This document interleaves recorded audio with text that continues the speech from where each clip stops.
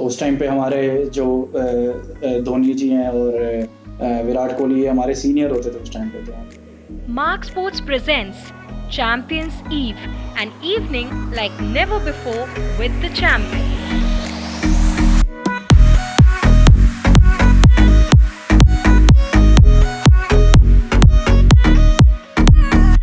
Hello नमस्ते and welcome to the show known as Champions ewe.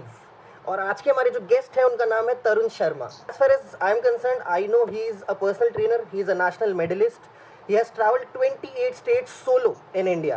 So according to me that's a pretty big feat to achieve. बाकी जानते हैं sir से। Sir hello and welcome to the show. Hello, कैसे हो सब लोग? Sir सब बढ़िया हैं। आप सर आप कैसे हैं? मैं बहुत बढ़िया हूं साहब, थैंक यू। कोरोना में सर बोरियत तो हो रही होगी अंदर बैठे बैठे। ट्रैवलिंग का जिसको शौक हो उसके लिए तो बहुत बोरिंग टाइम है कोरोना। बहुत ज़्यादा। मैं पिछले 1 साल से हम जिस सिचुएशंस में जा रहे हैं वो तो काफ़ी ख़राब है, बट ये टाइम है, ये कुछ दिन का टाइम है। होपफुली सब चीज़ें धीरे धीरे सही होगी और फिर से दोबारा से सब कुछ स्टार्ट होगा। बात तो सही है sir. So as we all know sir, India में ना एक बहुत बड़ी प्रॉब्लम है कि we have a lot of champions in India, a lot of people who has achieved something in life जो एक्चुअल में वैल्यू करता है, बट वैल्यू हर किसी को नहीं मिलती जो वो डिजर्व करता है। I think you agree with this. हाँ, मैं बिल्कुल, ये सही है। मैं एक छोटा सा किस्सा शेयर करता हूँ। जब हम खेलते थे तो हम नेशनल मेडलिस्ट थे, मेरा नेशनल मेडल आया, ठीक है। फिर हम इंटरनेशनल भी हुए। तो हुआ क्या है कि उस टाइम पे इतने लोग नहीं जानते थे जितना जब से हम ट्रैवल में आए हैं। एक टाइम होता है, हर एक चीज़ का एक टाइम होता है। आपको उस टाइम पे उस लाइमलाइट मिलती है, उस प्रोफेशन में लाइमलाइट मिलती है या उस काम में लाइमलाइट मिलती है। तो वो है, जो चीज़ मैं पहले डिज़र्व करता था वो इतनी नहीं मिली उस टाइम पे, जो चीज़ें आज मिल रही हैं, वो है। राइट। सर मैं जानना चाहूँगा कि आप जो हमारे व्यूअर्स हैं उन्हें एक बार ये बताएं कि sir how did it start, like आपका स्पोर्ट्स में इंटरेस्ट हो गया या ट्रैवलिंग हो गया, how did it start, what were you like जब आप छोटे थे? छोटे थे तो खेलना और पढ़ना 2 ही चीज़ें होती थी, इसके अलावा तो कोई तीसरी चीज़ होती नहीं थी। राइट। तो पढ़ाई में भी अच्छे थे तो घर वालों को ये था कि हाँ, पढ़ता भी अच्छा है। तो खेलने में इसलिए अच्छे थे क्योंकि फादर पीछे से बैकग्राउंड स्पोर्ट्स का था, उससे पीछे आर्मी का था, तो फिजिकली थोड़े फिट थे। तो दे सेड कि कुछ अच्छा कर लेते हैं। फिर पढ़ाई में अच्छे थे तो घर वालों ने टाइम भी दे दिया कि चल भाई खेल ले। अगर हम पढ़ाई में अच्छे नहीं होते तो फिर वो 24 घंटे पढ़ाने में ही लगे रहते कि हाँ बेटा पढ़ ले, ये कर ले, वो कर ले, तो खेलने का टाइम नहीं मिल पाता था। तो क्या हुआ कि वो खेलने का टाइम मिल गया तो अब पता लग गया कि हम खेल में भी ठीक है। तो फिर घर वालों ने बोला चलो भाई पढ़ते तो सब हैं, आप थोड़ा खेल की तरफ ही मूव कर लो। तो वो उस तरीके से वो मेरा स्पोर्ट्स जर्नी स्टार्ट हुई। जब मैं 8th क्लास में था तो तब वैसे मैं 5th में था, तब से मैं क्रिकेट खेलता था। मैं हरियाणा से नेशनल खेला हुआ हूँ क्रिकेट में। तो उस टाइम पे हमारे जो धोनी जी हैं और विराट कोहली हमारे सीनियर होते थे उस टाइम पे। तो हम उनके साथ भी हमने एक कॉम्पिटिशन, एक क्रिकेट टूर्नामेंट थे, तब हम गए थे। तो उसके बाद एथलेटिक्स के मेरे स्कूल में इवेंट हुए तो फिर मैं उसमें फर्स्ट आ गया, बेस्ट एथलीट बन गया। तो फिर फादर ने बोला कि भाई आप एथलेटिक्स स्टार्ट करो, कुछ अलग करते हैं। क्योंकि वो पीटी उषा से बहुत वो थे उस टाइम पे, जो पीटी उषा मैम थी, तो उन्होंने उनके बहुत सारे रेसेस। तो मेरे फादर ने बोला तो फिर ये ऐसे स्टार्ट हुई जर्नी मेरी एथलेटिक्स की। तो एथलेटिक्स की जर्नी स्टार्ट हुई, पहले साल में नेशनल मेडल आ गया, सेकेंड ईयर 3 साल लगातार मेडलिस्ट रहा। तो फिर अच्छा था, करियर से कोई प्रॉब्लम नहीं थी। तो सर इसके साथ साथ ही ट्रैवलिंग का कैसे आप हाउ डिड यू स्विच? अब एथलेटिक्स में था तो हम इधर उधर घूमते रहते थे, कभी बॉम्बे, कभी पुणे, कभी कोलकाता। मतलब कंपटीशन सारे दिल्ली से बाहर ही होते थे। एथलेटिक्स के जितने कंपटीशन होते थे मैक्सिमम साउथ में होते थे, या क्या नाम है, या दिल्ली में या पंजाब में होते थे। तो क्या हुआ था, घूमने का शौक तो तभी से हो गया था। तो दोस्तों के साथ जाना, क्योंकि सारी टीम जाती थी, ठीक है, टीम से ट्रेन से जाना, वो जर्नी बहुत मस्त होती थी। और 100 बंदे जाते थे। नेशनल में हमारे यहाँ स्कूल नेशनल गेम जो होता था तो उसमें लगभग 100 से सबसे ज़्यादा बड़ी टीम दिल्ली की जाती थी। वो बहुत मज़ा आता था। मतलब वो एक कंपटीशन करने जा रहे हो, वो एक अलग सिचुएशन रहती थी। जब आप जा रहे हो दोस्तों के साथ जा रहे हो तो वो एक अलग ही फन होता था, अपने कोचेज़ के साथ, अपने उसके साथ। तो घूमने का वहीं से स्टार्ट हुआ। फिर एक बार क्या हुआ, जब एथलेटिक्स का करियर ख़त्म हुआ, फिर उसके बाद अब बिजनेस का करियर स्टार्ट हुआ। तो बिजनेस के बाद थोड़ा पैसा आ गया तो फिर सोचा कुछ करते हैं अच्छा सा। तो अच्छा सा करने में एक घूमने का जुनून स्टार्ट हो गया, तो वो घूमने लगे बस। वो धीरे-धीरे प्रोफ़ेशन भी बन गया, वो पता ही नहीं लगा वो कब प्रोफ़ेशन बन गया। जर्नी डेस्टिनेशन से ज़्यादा इम्पोर्टेंट हो गई धीरे-धीरे। नेचुरली, और वो हो जाता है। आपको जब किसी चीज़ में मज़ा आने लगता है ना, तो आपका वो डेस्टिनेशन है ना आपका, आई मीन बहुत खूबसूरत हो जाता है। Totally agreed sir. तो मैं आपसे ये पूछना चाहता हूँ सर कि आप एक तो आप, मेरे को भी बहुत बड़ा डाउट है, सिर्फ व्यूवर्स को नहीं है, मैं जानना चाहता हूँ कि जैसे आप जो है बड़े अनकन्वेंशनल स्पोर्ट्स में थे। अनकन्वेंशनल से मेरा मतलब है कि इंडिया के अंदर अगर आप क्रिकेट नहीं खेलते तो आप बाकी सारे स्पोर्ट्स अनकन्वेंशनल ही काउंट होते हैं। एंड आई होप यू ये अग्री ऑन सच है, दिस। अगर आप ये क्रिकेट सच है, नहीं खेलते और आप किसी भी चीज़ में मेहनत कर रहे हैं तो वो सब अनकन्वेंशनल काउंट होता है। तो ये आपके लिए सच है। क्या प्रॉब्लम रही है? बिकॉज अगर मान लीजिए मैं क्रिकेटर होता, आप स्प्रिंटर हैं, हम दोनों के पास एक गोल्ड मेडल है, हुँ। तो आपके हिसाब से ऐसी क्या चीज़ है जो मुझे एडवांटेज है और आपके लिए एक प्रॉब्लम है? मैं एक स्पोर्ट्स पर्सन के पर्सपेक्टिव से जानना चाहता हूँ। मैं बताता हूँ। क्या होता है हमारे यहाँ पे ना कि 2 स्पोर्ट्स हैं, ठीक है? आई मीन अभी एक क्रिकेट है और बाकी एक अलग से स्पोर्ट्स है, वो सारे के सारे, हम्म, ठीक है? तो क्रिकेट का नेशनल और किसी भी और स्पोर्ट्स का नेशनल इक्वल है। आपको सेम स्कॉलरशिप मिलेगी, सेम सब कुछ मिलेगा, ठीक है? हम्म, बट उसको वो लाइमलाइट मिलेगी जो आपको कभी भी नहीं मिल सकती। वो आपको तब मिलेगी, तब आप या तो ओलंपिक्स चले जाओगे या कॉमनवेल्थ में। अब तो काफ़ी अच्छा हो गया, जैसे खेलो इंडिया भी है, और भी बहुत सारे वो आगे इवेंट्स है। रिलायंस ने भी रिलायंस भी बहुत सारा पैसा और क्या नाम है मीडिया अवेलेबिलिटी दे रहा है इधर, और भी बहुत सारे स्पोर्ट्स में। बट ये सच है कि आपको जो क्रिकेट, और मैं इसको गलत भी नहीं मानता, क्रिकेट ने हमारे देश में बहुत कुछ दिया है, बहुत वर्ल्ड कप दिया है, उन्होंने तरक्की बहुत की है। हमारे मिल्खा सिंह जी का और क्रिकेट वर्ल्ड कप दोनों एक ही टाइम पे हुआ था। बट शायद वो एक प्रॉब्लम थी कि जो एथलेटिक्स कभी गेन नहीं कर पाया, क्योंकि सी आप किसी भी गेम में चले जाते हो, उसके बाद आपकी ऐसा नहीं है कि आपने एक गेम में मेडल आ गया तो उसके बाद आपकी रिस्पॉन्सिबिलिटीज खत्म होगी, वो कभी नहीं होता है। उसके बाद तो आपकी चालू होती है, क्योंकि आपके पीछे और बहुत सारी जनता है, बहुत सारे बच्चे हैं जो आपको रोल मॉडल मानते हैं, आपको उनके लिए बहुत कुछ करना पड़ता है। ये क्रिकेट ने समझा, और इसलिए क्रिकेट आज लैंडलाइट में। वो गलत नहीं है, आप किसी न किसी को तो वो करना ही पड़ेगा, हमें आगे आगे करना पड़ेगा। बट हाँ, आप लोगों को समझना चाहिए कि मेहनत दोनों में बराबर होती है, और आदमी का पैसा भी दोनों में बराबर लगता है। तो कुछ लोग उनको भी जानना चाहिए।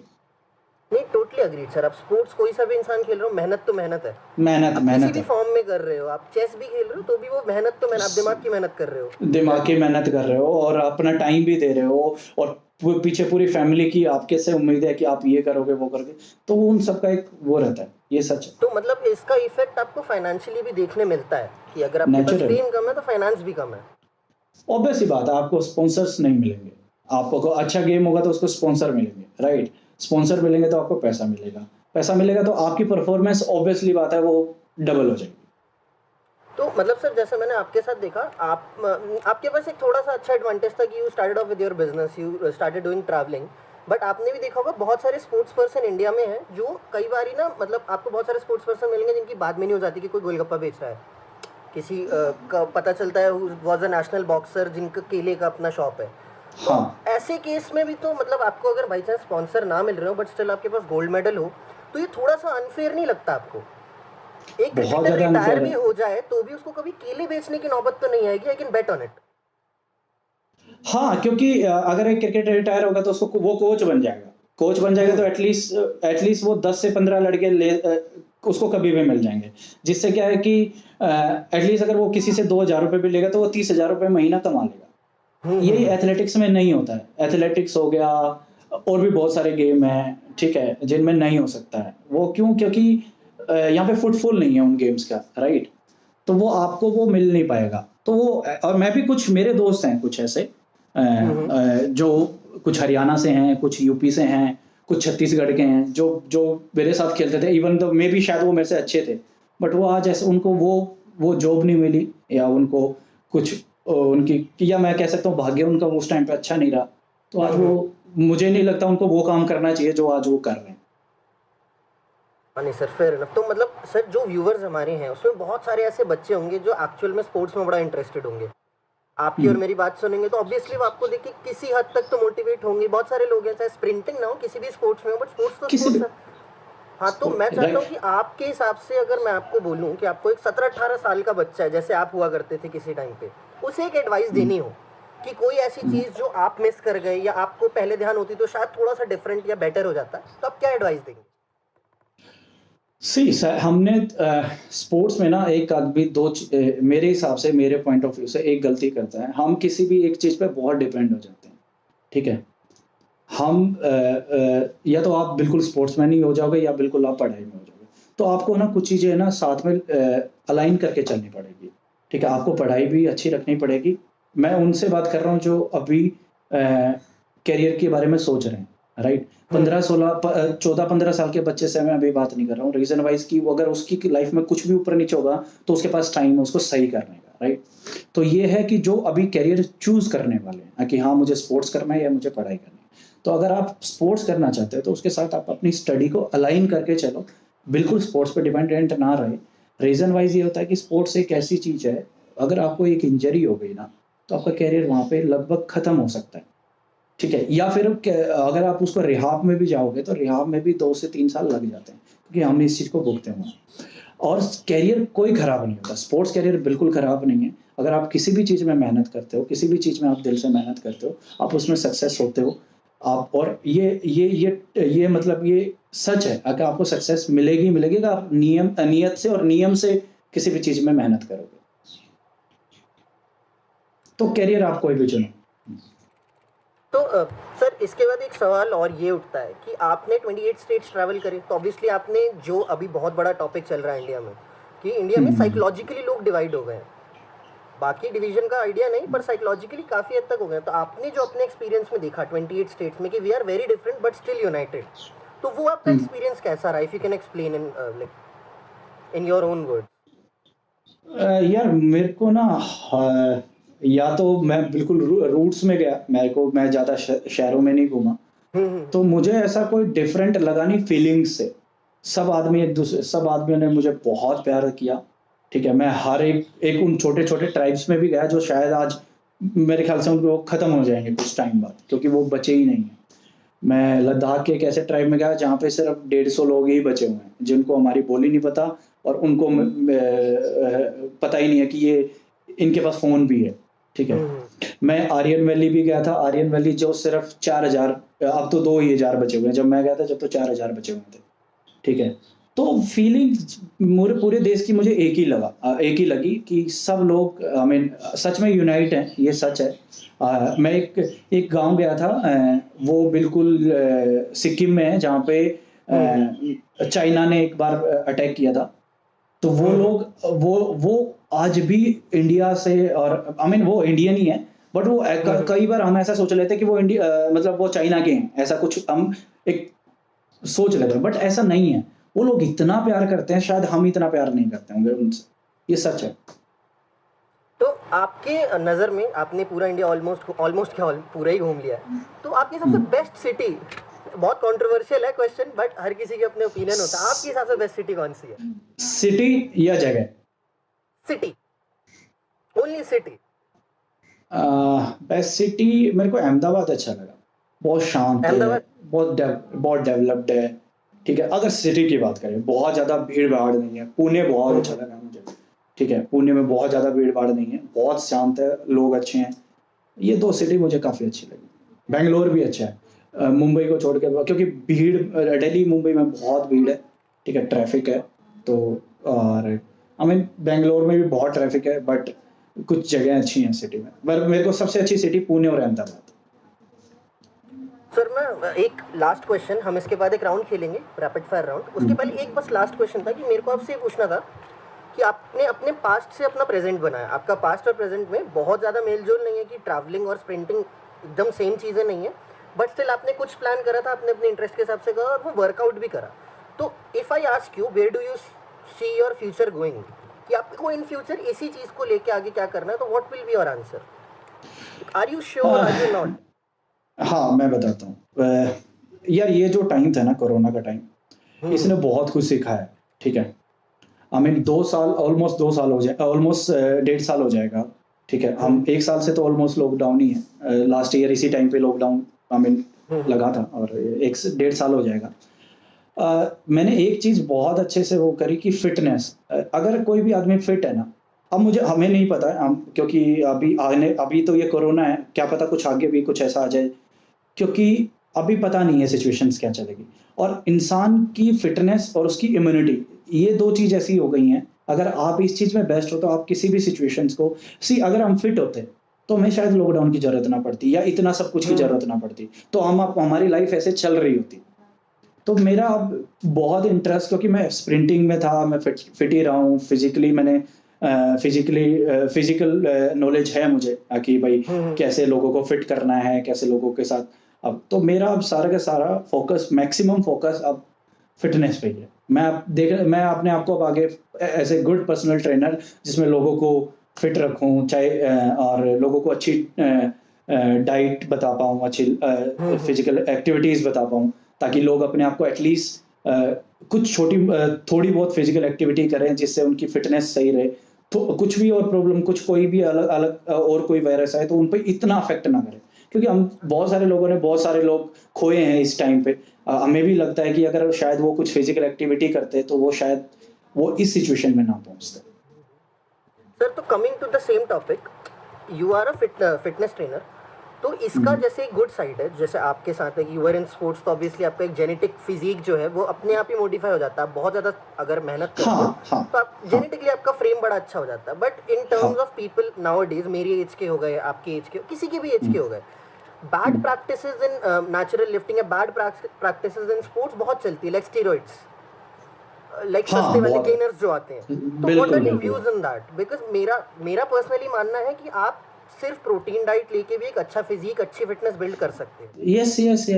Yes, you can. अगर आई आप टाइम मीन दो। बॉडी को, हमारे यहाँ पे ना एक बहुत प्रॉब्लम वाला काम क्या है कि मुझे जो करना वो सिर्फ आज करना है और एकदम से करना है, ठीक है? ये एक सबसे बड़ा इशू है। उसको ये नहीं पता कि हम आज ही एक दिन के चक्कर में हम अपना कितना सारा खराब कर रहे हैं। अगर हम किसी भी चीज़ में, पता है क्या होता है विशाल, अगर हम किसी चीज़ को पूरे तरीके से चाहते हैं, तो एटलीस्ट वो 80% तो उसी दिन पूरी हो जाती है। लास्ट तो बस आपको उसकी प्रैक्टिस करनी पड़ती है। वो 2 से 5 महीने, 6 महीने, वो डिपेंड है कि आप अगले का स्ट्रक्चर क्या है, अगले की नहीं तो अब आजकल अब मेरे पास आते हैं, मेरे पास बहुत सारे डीएम्स आते हैं। वो कहेंगे कि सर मेरे पास इतना टाइम नहीं है। मैंने कहा यार कैसे टाइम नहीं है? आप रोज़ का आधा घंटा अपने पास नहीं, फिर वो बोलेंगे कि ऐसा कुछ बताओ जिससे जल्दी हो जाए। मैंने कहा यार ऐसी कोई चीज़ ही नहीं है, ऐसा कुछ चीज़ है, बट उसके बाद क्या है कि आपको उसके साइड इफ़ेक्ट भी तो झेलने पड़ेंगे ना। वो जिस चीज़ को आप बनाने के लिए ट्राई कर रहे हो, आप उसी चीज़ का नुकसान करोगे आने वाले टाइम में। तो वो ऐसा है और लोग सोचते हैं ऐसा। इवन तो हमें बोल देते हैं। मैं पिछले 1 साल से फ़िटनेस में हूँ, मैं पूरे 1 साल से फ़िट हूँ, डेली एक्सरसाइज़ करता हूँ। हमें भी बोल देते हैं, हाँ, आपने स्टेरॉइड तो नहीं लिया है? और ऐसा सोचते हैं, क्योंकि वो हम उनको कुछ नहीं बोल सकते। उनको बोलते हैं कि नहीं, ऐसा नहीं है। आई मीन समझाने की कोशिश करते हैं, समझ भी जाते हैं, कुछ लोग नहीं भी समझते।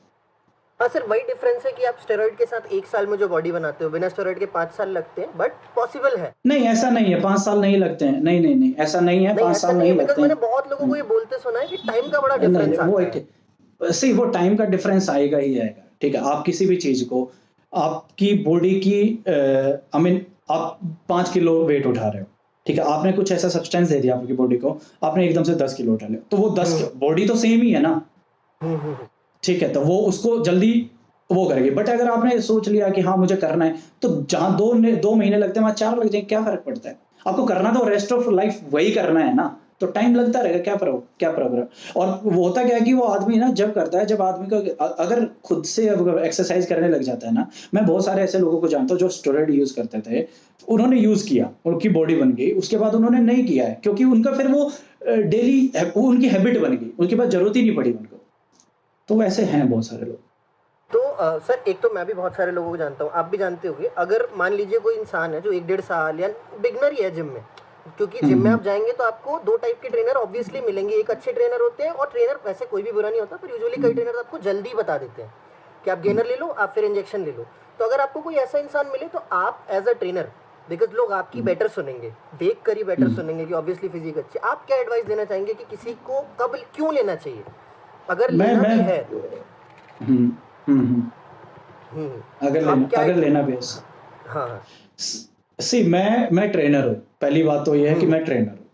मैं आपको फिजिकल एक्टिविटी बता सकता हूँ, मैं आपको कोई भी और एक्टिविटी नहीं बता सकता, रीजन वाइज कि वो मेरे मेरे मेरे स्कोप ऑफ प्रैक्टिस में आता ही नहीं है, ठीक है। तो मैं उनको ये बोलूँगा कि आप ऐसे किसी से कंसल्ट करो कि आपकी बॉडी के लिए वो सही है या नहीं है, तो आप क्यों ना उसके सर्टिफाइड एक जो डाइटिशियन है या स्पोर्ट्स मेडिशियंस सर्टिफाइड ट्रेनर्स होते हैं उनके पास आप जाओ, क्योंकि मैं उस चीज़ में, अगर मैं उस चीज़ में सर्टिफाइड होऊंगा तो मैं उनको वो चीज़ अच्छे से गाइड कर सकता हूँ।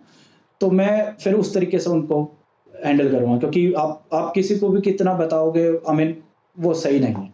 तो ये सबसे बेस्ट चीज़ होती है कि आपके मैं थ्रू ना सर, ये भी एक थोड़ा सा कंफ्यूजन, जो अगर व्यूअर्स देख रहे हैं जिसको नहीं पता, तो ये कंफ्यूजन मैं दूर कर देता हूँ कि ट्रेनर अलग होता है, डाइटिशियन अलग होता है। डाइटिशियन, हाँ, हाँ, और जो dietitian ट्रेनर बहुत अलग- आपको, हाँ, और जो ट्रेनर आपको स्टेरॉइड की जानकारी दे दे तो वो उस पर कभी भरोसा नहीं करना चाहिए, रीजन वाइज, क्योंकि वो उसका सर्टिफाइड नहीं है। वो फिजिकल एक्टिविटी का सर्टिफाइड है, वो आपको उसमें बहुत बेस्ट करवाएगा अगर वो अपने काम से प्यार करता है। स्टेरॉइड का वो नहीं बता सकता। बस ये और तो सर स्टेरॉइड की भी ना, स्टेरॉइड की भी क्वालिटी और क्वांटिटी होती है। एक क्वालिटी होती है, क्वांटिटी होती है, जितना लेना चाहिए और जितना कैसे लेना चाहिए, वो सब एक वो सर्टिफाइड डाइटिशियन और सर्टिफाइड स्पोर्ट्स मेडिसिन प्रैक्टिशनर ही आपको बता सकता है, नहीं सर, ये क्वेश्चन जिससे आपकी बॉडी पे इफेक्ट ना पड़े। हाँ, मेरे को भी पहले ये नहीं पता था। मेरे को भी बहुत हाँ। लोगों ने अपने एक्सरसाइज टाइम पे, because I used to play basketball, बहुत लोगों ने सजेस्ट किया, मुझे खुद नहीं पता था। मुझे लगता था ट्रेनर ही सब कुछ बताता है और मैं बहुत नहीं। कंफ्यूज रहता था कि कैसे। नहीं, ट्रेनर आपको डाइट भी नहीं बता सकता, वही उसकी स्कोप ऑफ प्रैक्टिस में नहीं होता है। हाँ हाँ हाँ, मैं आपको एक एक्सरसाइज की मूवमेंट बता सकता हूँ, ये मूवमेंट है और ये डेविएशन है, ये आपकी बॉडी पोस्चर है, मैं ये सब बता सकता हूँ। मैं आपको इवन दो एक नॉर्मल डाइट बता सकता हूँ, बट मैं आपको जो एग्जैक्टली वेट लूज करने की डाइट है वो भी मेरी स्कोप ऑफ प्रैक्टिस में नहीं है, बट मैं बता सकता हूँ क्योंकि मैंने वो चीज़ की है। मैंने जो चीज़ की है वो आप पे वो अफेक्ट करे या नहीं करे, वो मेरी वो नहीं है। हो सकता है उसके लिए आपको डॉक्टर है, जैसे एक हार्ट का डॉक्टर अलग होता है, माइंड का डॉक्टर अलग होता है, ऑर्थो का डॉक्टर अलग होता है, ऐसे ही हर एक सेगमेंट है उसका भी एक अलग अलग स्पेशलिस्ट होता है। बिल्कुल बिल्कुल सर। तो अब बस सर एक लास्ट हम एक छोटा सा रैपिड फायर राउंड रखेंगे। रैपिड फायर राउंड जो है वो थोड़ा इस तरीके से डिजाइंड है कि आपके ट्रैवलिंग, आपका जो फिजिकल कोचिंग का एक्सपीरियंस है, जो स्पोर्ट्स का, सब मिक्स करके I can ask anything. Rapid fire का क्या है, I will ask you a question in one word, you have to answer in one word, but in 3 और 4 सेकंड्स ओनली, पहले 2 से 3 सेकंड में, ठीक है? सो शैल वी स्टार्ट? या let's do. Best place in India? Spiti. Best place for the food in India? Tamil Nadu का बहुत अच्छा फूड है वहाँ का। ठीक है। Best women in India? Bombay. देख लो सर, कंट्रोवर्शियल हो जाएगा, बाकी जगह के लोग ऑफेंड हो जाते हैं। कोई बात नहीं। ठीक है sir. Best weather? Best weather Bangalore. Best exercise, okay, best exercise split for people? Best exercise split, हफ्ते में जो एक्सरसाइज रहती है ना वो स्प्लिट। हफ्ते में एक दिन आप कार्डियो कर सकते हो, बेस्ट पूरी। बेस्ट, ठीक है।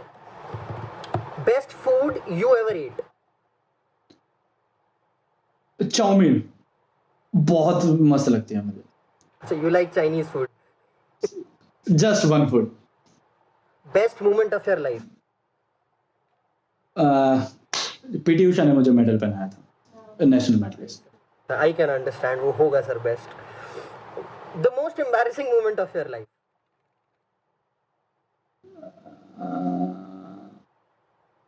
मोस्ट एम्बैरेसिंग, हाँ, मैं भाग रहा था और हमें वो भी नहीं है, वो भी नहीं हो सकता।